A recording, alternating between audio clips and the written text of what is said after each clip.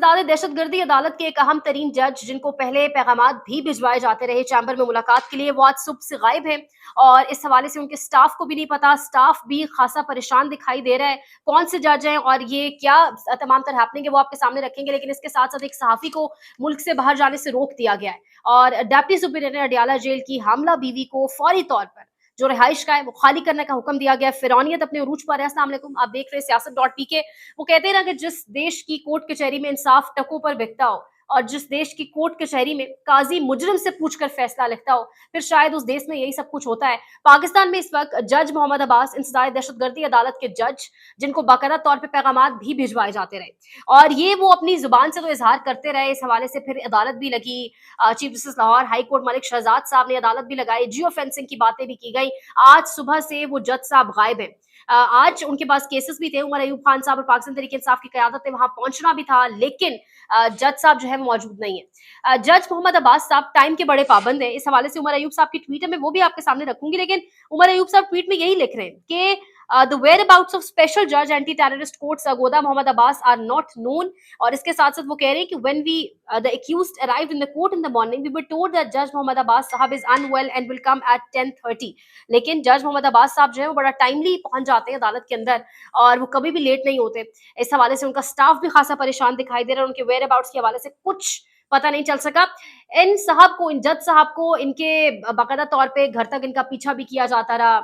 इनकी अदालत की प्रेमिसेस के बाहर जो ट्रांसफार्मर मौजूद है वो भी एक मरतबा फटा। यानी बड़े अनयूजुअल किस्म के इवेंट्स हुए इनके साथ, गैर मामूली इवेंट्स हुए इनके साथ। फिर इनको बाकायदा तौर पे पैगामात भिजवाए गए। इनको पैगामात भिजवाए गए जिसको वॉइस ऑफ अमेरिका ने भी उस टाइम रिपोर्ट किया और इनको पैगामात भिजवाकर ये कहा जाता रहा कि चैम्बर में आईएसआई के कुछ लोग अदालती चैम्बर में मिलना चाहते हैं। जज मोहम्मद अब्बास ने बाकायदा तौर पर अल्फाज इस्तेमाल किए थे, जिस पर chief justice Lahore high court ने मामले का बजाते खुद एक नोटिस भी लिया था और पूछा था कि क्या पुलिस वो बंदा ढूंढने में कामयाब हो सकी है जिसने कॉल किया जज मोहम्मद अब्बास साहब को और कहा है कि हमसे मिलें, या जिसने कहा है कि हम चैम्बर में आके मिलना चाहते हैं। इस हवाले से फिर जियो फेंसिंग की बातें भी हुई, सीडीआर की बातें भी हुई, लेकिन जज मोहम्मद अब्बास टाइम पे आने वाला एक जज, एक बज़ाहिर एक इंप्रेशन जो बना हुआ है, जो आप अदालती रिपोर्टर्स से बात करें, सरगोदा से जो अदालती मामलात को कवर करते हैं उन लोगों से बात करें, तो एक आइन और कानून के साथ खड़े होने वाला जज, पहले उसको बाकायदा तौर पे कहा जाता रहा मिलने का और आज सुबह ये पता चलता है कि वो गायब हो गए। यानी मुल्क में फिरौनियत उरूज पर है। इसकी एक और मिसाल आपको मिलेगी। एक तरफ जहां पर आपके मुल्क में डी चौक में लोग मौजूद हैं, यानी मईशत का जो सरमायाकारी है उसका बेड़ा गर्क हो चुका है और बेड़ा गर्क करने वाले कबूतर उड़ा के चले गए, जाने की तैयारियों में, बैग्स पैक कर रहे हैं और उनको लाने वाले भी अपने मजे में, लेकिन अवाम जिस तरह रुल चुकी है, लेकिन दूसरी जानिब फिरौनियत उरूज पर है।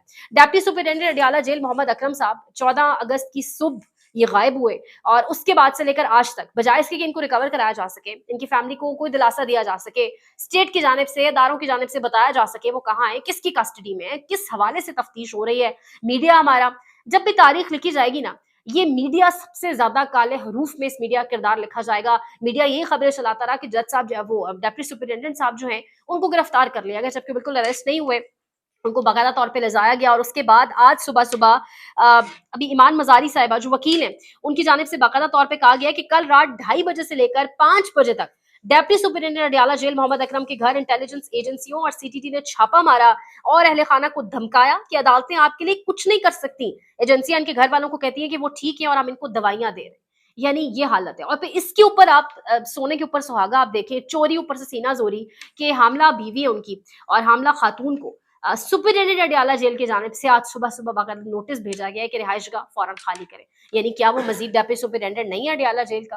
क्या मिल गया है आपको उस आदमी के पास से? यानी एक चीज तो वाजे हो गई है, कोई ऐसा मवाद आपको नहीं मिल सका जो इमरान खान के खिलाफ आप इस्तेमाल कर सके, जिसमें यह साबित हो सके कि ये डिप्टी सुपरिटेंडेंट कोई सहूलतकारी कर रहा था। तभी अब आप इन ओछे घिनौने हथकंडों पर उतर आए और अब फैमिली को ये कहा जा रहा है जी कि घर खाली करें, रिकवरी की कोई बात नहीं हो रही। इसके साथ साथ पाकिस्तान का एक और सहाफी समी इब्राहिम साहब जी बैरून मुल्क जाना चाहते थे, लेकिन उनको नहीं जाने दिया गया।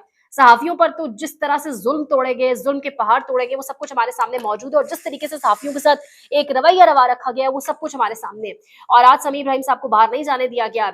हमारे पास बेशुमार एक लंबी लिस्ट मौजूद है कि किस तरीके से सहाफियों के साथ बर्ताव किया गया, ऑफेयर कर दिया गया, सहाफियों को नौकरियों से 5-5, 6-6 मरतबा निकलवाया गया और सब चीजें हमारे सामने मौजूद है। लेकिन ये दौर, ये वक्त कभी इख्तिताम को पहुंचेगा ही और ये दौर, ये जो एक काला दौर है जिसको काले हरूफ में लिखा जाएगा।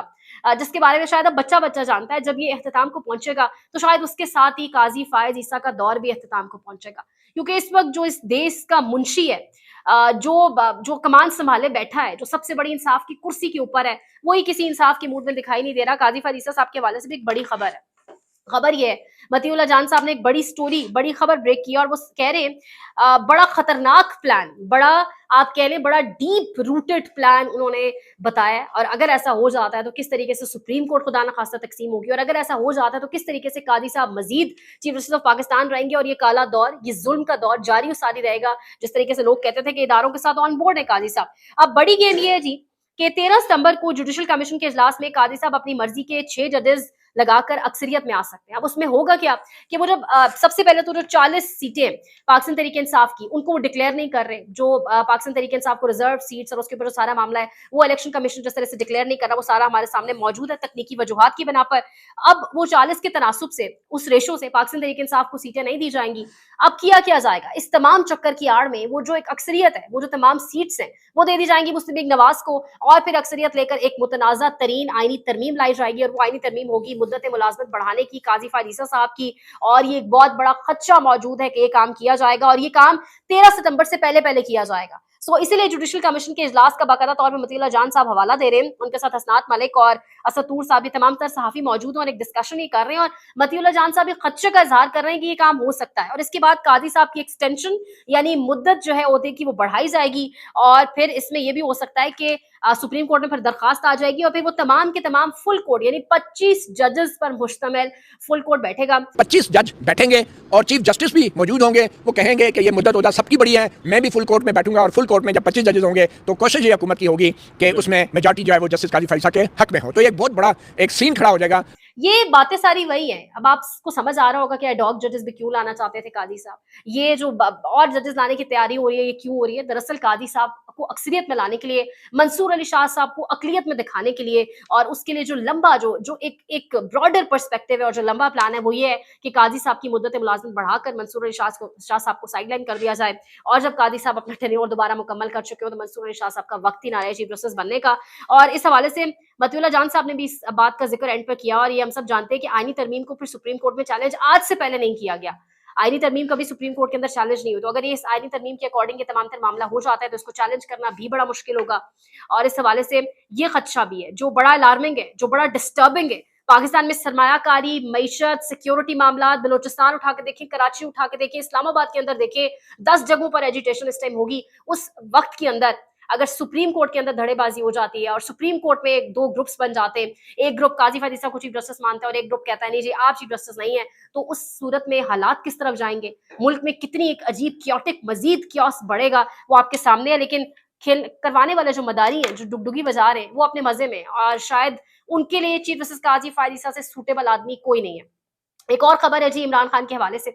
ऑक्सफोर्ड यूनिवर्सिटी के चांसलर के इंतखाबात और इंतखाबात में इमरान खान साहब का पार्टिसिपेट करना तब से लेके अब तक पाकिस्तान में जिस एक पीक लेवल के ऊपर जो आपको एक दिखाई दे रहा है कि जिस तरह से लोग इसके ऊपर बात कर रहे हैं और जिस तरह से लोगों की जलन महसूस हो रही है, बजाय इसके जितना मर्जी आपका इख्तिलाफ है इमरान खान से, इस चीज पर एक प्राउड फील करने का एक मोमेंट था कि एक पाकिस्तानी शहरी जिसके पास पाकिस्तान की नेशनलिटी है, जो आपके पाकिस्तान का साबिक वज़ीर आज़म रह चुका है, उस पाकिस्तानी का नाम अगर ऑक्सफोर्ड यूनिवर्सिटी जैसी बड़ी यूनिवर्सिटी के चांसलर्स के नाम के तौर पर आता है और अगर वो जीत जाता है तो पाकिस्तान का कद यहाँ से यहाँ चला जाएगा। लेकिन बजाय इसके पूरी कैंपेन स्टार्ट कर दी गई, बैनुल अक़वामी लोगों से तो कैंपेन करवाई जा रही है और नवाज शरीफ साहब इसमें पेश हैं का हासिल तो कुछ नहीं कर सके, कबूतर उड़ा के पाकिस्तान से अवाम का बेड़ा गर्क करके जा रहे हैं, लेकिन अब कर ये रहे हैं अपने आप को तस्कीन पहुंचाने के लिए, अपने आलाकारों को तस्कीन पहुंचाने के लिए कि वहां पर अपने लोगों के जरिए बाकायदा तौर पे कैंपेन स्टार्ट करा दी गई है कि इमरान खान ये इलेक्शन लड़ने के बिल्कुल अहल नहीं है। पहले हमने देखा ये कैंपेन स्टार्ट की गई जी कि इमरान खान इलेक्शन नहीं लड़े, पाकिस्तान तहरीक इंसाफ झूठ बोल रही है,